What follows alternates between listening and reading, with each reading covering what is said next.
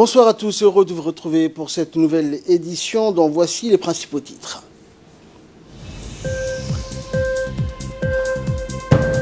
Les nouveaux membres du gouvernement donc, ont été installés aujourd'hui en présence donc, du Premier ministre.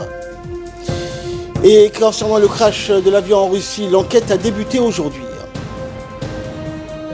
Bonsoir à tous. Tout d'abord, une annonce. Feu Al-Mis Mohamed Haïd sera inhumé donc demain matin au cimetière de PK12. L'enterrement de Feu Al-Mis Mohamed Haïd aura lieu donc demain, mercredi, au cimetière de PK12 à l'issue d'une prière funèbre qui aura lieu à la mosquée Salama du même quartier. La dépouille mortelle d'Al-Mis Mohamed Haïd arrivera donc demain matin très tôt, vers 6h, à bord du vol de Turkish Airlines, décédé dimanche dernier en France à l'âge de 69 ans. Feu Al-Mis Mohamed Haïd était le directeur général de l'autorité de l'aviation civile djiboutienne. Issu d'une famille très connue à Djibouti, comptant d'illustres personnalités, parmi lesquelles notre première dame et présidente de l'UNFD, Mme Khadra Mohamed Haïd, le défunt grand commis de l'État était apprécié de ses compatriotes pour sa grandeur de cœur et sa spontanéité à apporter son soutien et appui à tout le monde. À l'annonce de son décès donc dimanche dernier, le président de la République, Ismaël Omar Guelleh, n'avait pas manqué de rendre hommage à la mémoire de Feu Al-Mis Mohamed Haïd, qui décrit donc comme étant un modèle d'humilité et d'intelligence que l'ascension sociale n'eut d'effet sur son humanisme et sa propension à compter toujours les plus modestes d'entre eux dans son entourage le plus proche. Inna lillahi wa inna ilayhi raji'un. Et concernant l'actualité du jour, donc les nouveaux venus au gouvernement sont entrés en fonction aujourd'hui. Le président Ismaël Omar Guelleh a nommé donc dimanche son nouveau gouvernement qui est composé donc de 22 membres. 2 jours après ce remaniement ministériel, le Premier ministre Abdelkader Kamel Mohamed a présidé ce matin les cérémonies de permutation des ministres et celles des passations des pouvoirs.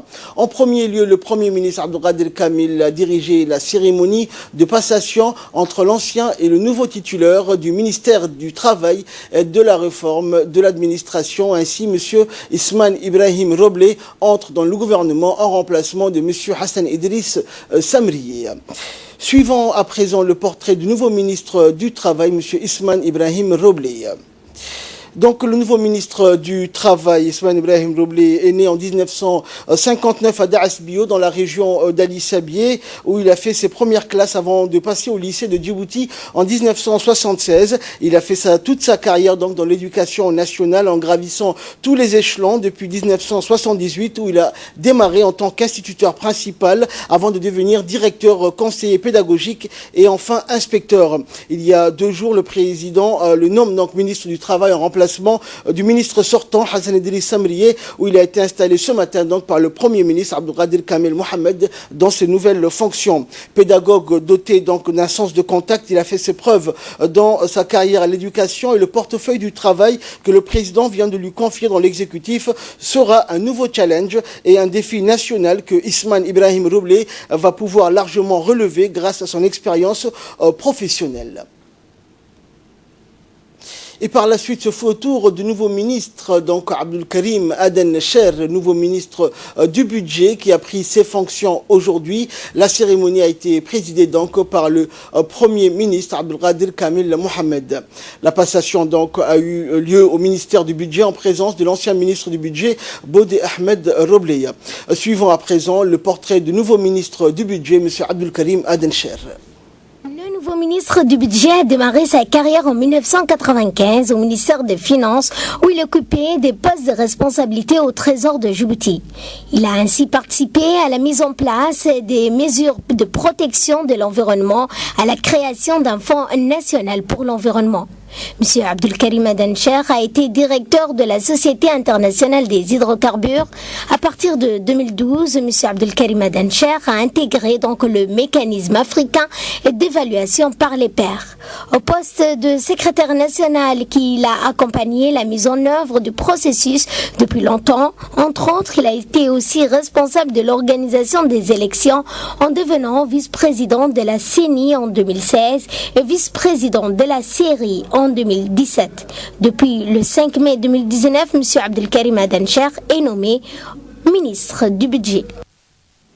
Troisième étape donc de cette journée pour le Premier ministre Abdelkader Kamel Mohamed qui a présidé également la cérémonie de passation du pouvoir entre l'ancien ministre de la Santé, Dr Jamal El-Maouki, en remplacement donc par Mohamed Ouarsama Diriye qui est nommé ministre de la Santé.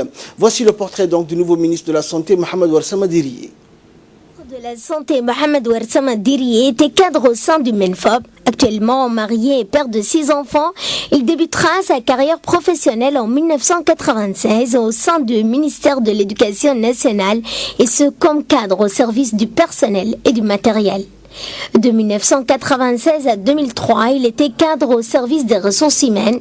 De 2003 à 2017, il était professeur au LIC. De 2013 à 2019, directeur financier au sein du MENFOP. Il a été nommé donc ministre de la Santé le 5 mai à la veille du mois béni de Ramadan. Et le nouveau ministre de la Communication en charge des postes et des télécommunications, Radouane Abdullahi Bahdoun, est entré donc dans le gouvernement en remplacement technique de M. Abdi Youssouf Sougué. La cérémonie de passation s'est déroulée au cabinet donc du ministre de la Communication. Voici à présent le portrait du nouveau ministre de la Communication. Regardez. Ministre de la Communication chargé des postes des télécommunications, Radouane Abdullahi Bahdoun, né le 5 octobre 1971 et titulaire d'une maîtrise de biochimie de l'Université de Strasbourg. Marié et père de 2 enfants, l'actuel ministre a été donc de 2001 à 2006 cadre de l'assainissement au ministère de l'Habitat, de l'Urbanisme et de l'Aménagement du territoire. En 2007, il devient directeur au sein du ministère de l'Agriculture, de l'Eau et de l'Élevage. De 2008 à 2019, il devient directeur de l'exploitation technique de l'assainissement au sein de l'ONEAD. Le nouveau ministre a été nommé le 5 mai, c'est-à-dire à la veille du mois béni du Ramadan. Également dans l'actualité, donc, le Premier ministre a également présidé la première permutation entre le ministre de l'Intérieur, le nouveau ministre de l'Intérieur, donc Moumin Ahmed Cher, et l'ancien détenteur du portefeuille Hassan Omar Mohamed. Et par la suite, donc, ce fut au tour du ministre de la Justice, Ali Hassan Bahdoun, donc, d'être installé à son poste.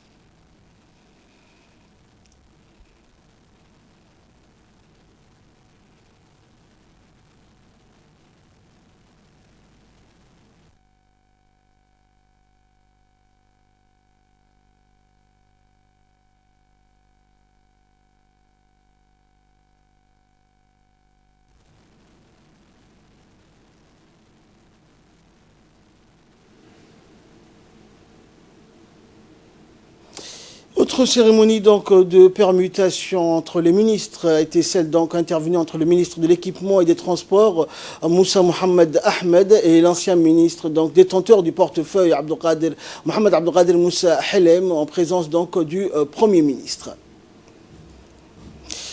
Également dans l'actualité, le Premier ministre Abdelkader Kamel Mohamed a reçu donc ce mardi dans le salon de la primature une importante délégation jordanienne conduite par le ministre de l'Industrie, du Commerce et de l'Approvisionnement du Royaume de Jordanie, Tariq Al-Hamouri, le directeur du cabinet du Premier ministre et le conseiller du Premier ministre assisté à la rencontre.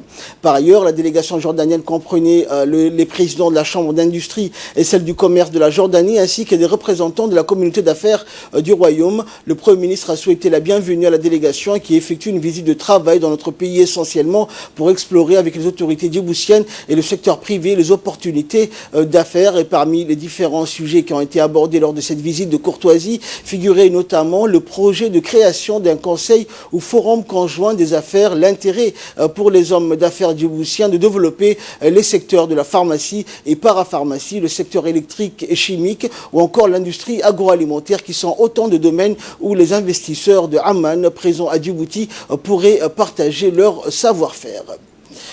Autre actualité de ce 22h, le président de l'Assemblée nationale, Mohamed Ali Ahmed, a reçu ce matin le nouvel ambassadeur de l'État indien accrédité en République de Djibouti, Ashok Kumar. Les deux personnalités ont passé en revue l'état des relations existant entre les deux pays. Ils ont également discuté des voies et moyens susceptibles de renforcer et de consolider les liens d'amitié et de coopération unissant les deux nations. Le premier ambassadeur de l'Inde en République de Djibouti, l'honorable Ashok Kumar, a déclaré que l'installation du nouvel ambassadeur dans notre pays va ouvrir donc un nouveau chapitre de coopération. Les échanges entre le premier responsable du Parlement et le diplomate indien ont porté sur divers domaines allant de la politique à l'économie. La ministre de la Femme et de la Famille, Momin Mohamed Hassan, a poursuivi donc samedi dernier sa tournée dans la région de Bok. Après Badoy Ta'ela, la ministre s'est rendue dans la localité de Assassan, située à 15 km au nord du chef-lieu de la région de Bok. Et donc, Assassan, bénéficiaire de la caisse communautaire et de la coopérative agricole dans le cadre du projet d'autonomisation des femmes et de renforcement des communauté accompagnée par les députés de la région et par le préfet de la région et le vice-président du conseil régional. La délégation conduite par la ministre a été accueillie chaleureusement par la communauté. Les femmes de cette localité ont été formées sur la culture maraîchère dans le cadre du projet renforcement des communautés. La ministre a débuté donc sa visite par la pépinière gérée par les femmes qui ont reçu de la part du ministère une centaine de plantes composées de palmiers dattiers, de moringa, de la goyave, des citronniers. Et lors de la rencontre avec la population de la localité, et Mme Fatouma Mohamed, parlementaire de la région de Bok, a remercié la population de Assassan pour l'accueil et la ministre donc a remis pour les kits octroyés aux femmes et enfants malnutris et ainsi que des kits solaires. La ministre a exhorté les femmes de la localité de mieux s'investir dans le développement de leur localité.